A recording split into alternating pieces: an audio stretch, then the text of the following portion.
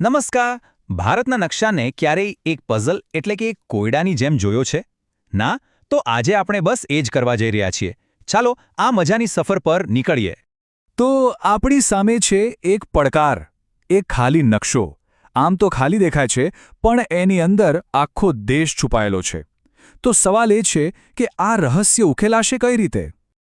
આ રહ્યો આપણો આજનો કોયડો, ભારતનો નકશો. પણ જુઓ, કોઈ નામ નથી, ખાલી નંબરો જ છે.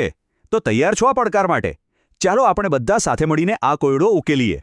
જુઓ, આખો કોયડો એકસાથે ઉકેલવાને બદલે આપણે એને ટુકડે ટુકડે ઉકેલીશું. આપણે ભારતના અલગ અલગ વિસ્તારોમાં ફરીશું અને એક પછી એક રાજ્યને ઓળખતા જઈશું. ખરેખર મજા આવશે. સારું, તો ચાલો શરૂઆત કરીએ પશ્ચિમ ભારતથી. નકશા પર જુઓ, આ નંબર 1.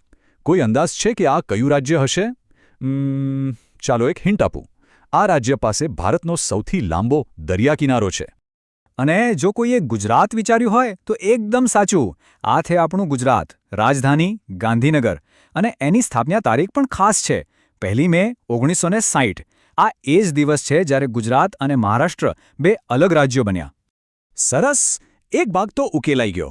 હવે ચાલો ઉત્તર તરફ જઈએ. આ નંબર 7 પર ધ્યાન આપો.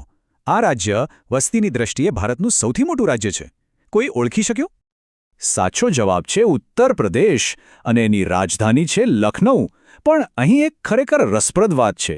એની સ્થાપના 26 જાન્યુઆરી 1950ના રોજ થઈ હતી, એટલે કે બરાબર એ જ દિવસે જ્યારે ભારત એક ગણતંત્ર બન્યું. કેવી મજાની વાત નહીં? ચાલો હવે આપણી સફર દક્ષિણ તરફ આગળ વધે છે. નકશા પર નંબર 15 જુઓ.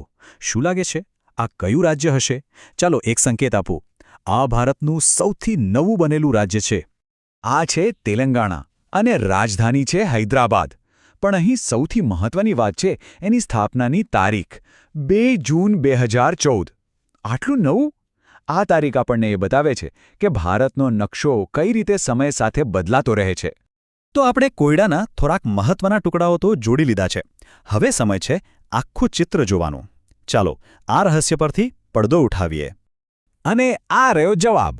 જુઓ, ડાબી બાજુએ આપણો કોયડાવાળો નકશો છે અને જમણી બાજુએ એની આખી ચાવી. હવે દરેક નંબરની સામે તેનું રાજ્ય, રાજધાની અને સ્થાપનાની તારીખ બધું જ જોઈ શકાય છે. હવે આખો નકશો એકદમ સ્પષ્ટ છે. પણ એક મિનિટ રોકાઓ. આ ખાલી ભૂગોળનો પાઠ નથી. જો આપણે આ સ્થાપનાની તારીખો પર ધ્યાન આપીએ ને, તો આ કોષ્ટક આપણને એક આખી વાર્તા કહે છે. ભારતના રાજકીય નકશાના બદલાવની, એની ઉત્ક્રાંતિની વાર્તા. તો ચાલો આ તારીખોની પાછળ જે આખી ગાથા છુપાયેલી છે ને એને સમજીએ. જોઈએ કે સમયની સાથે ભારતના નકશામાં કેવા કેવા ફેરફારો થયા છે. આ ટાઈમલાઈન જુઓ, એનાથી આખી વાત સમજાઈ જશે. 1950માં જ્યારે ભારત ગણતંત્ર બન્યું ત્યારે ઉત્તર પ્રદેશ, બિહાર જેવા ઘણા રાજ્યો બન્યા. પછી આવ્યું 1960, જ્યારે ભાષાના આધારે બોમ્બે રાજ્યમાંથી ગુજરાત અને મહારાષ્ટ્ર બન્યા. 2000નું વર્ષ પણ બહુ મોટું હતું.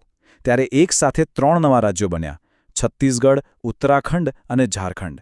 અને છેલ્લે 2014માં, હા, વર્ષ 2014, આ જ એ વર્ષ હતું જ્યારે તેલંગાણાને આંધ્રપ્રદેશમાંથી અલગ કરીને ભારતનું એ સમયનું 29મું રાજ્ય બનાવવામાં આવ્યું. આ એક જ ઘટના એ વાતનો પાક્કો પુરાવો છે કે ભારતનો નકશો કોઈ સ્થિર વસ્તુ નથી, પણ એક જીવંત, સતત વિકસતો દસ્તાવેજ છે. તો આપણે આ કોયડો તો ઉકેલી લીધો અને એની પાછળની વાર્તા પણ જાણી લીધી. હવે આ બધી વાત પરથી જે એક મુખ્ય વિચાર સામે આવે છે ને, ચાલો એના પર થોડું ધ્યાન આપીએ. આનો મતલબ એ છે કે ભારતનો નકશો કોઈ પથ્થરની લકીર નથી કે જે ક્યારેય ના બદલાય. ના, એ તો એક જીવંત દસ્તાવેજ જેવો છે. જેમ જેમ દેશમાં સામાજિક, સાંસ્કૃતિક અને રાજકીય ફેરફારો થાય છે, એમ એમ એ પણ બદલાતો રહે છે. અને આ જ વાત આપણને એક બહુ મોટા સવાલ પર લાવીને ઊભા રાખે છે કે ભવિષ્યમાં, આવનારા વર્ષોમાં ભારતનો નકશો કેવો દેખાશે? ખેર, એનો જવાબ તો આપણને સમય જ આપશે. પણ આ સવાલ પર વિચારવા જેવું ખરું. ફરી મળીશું.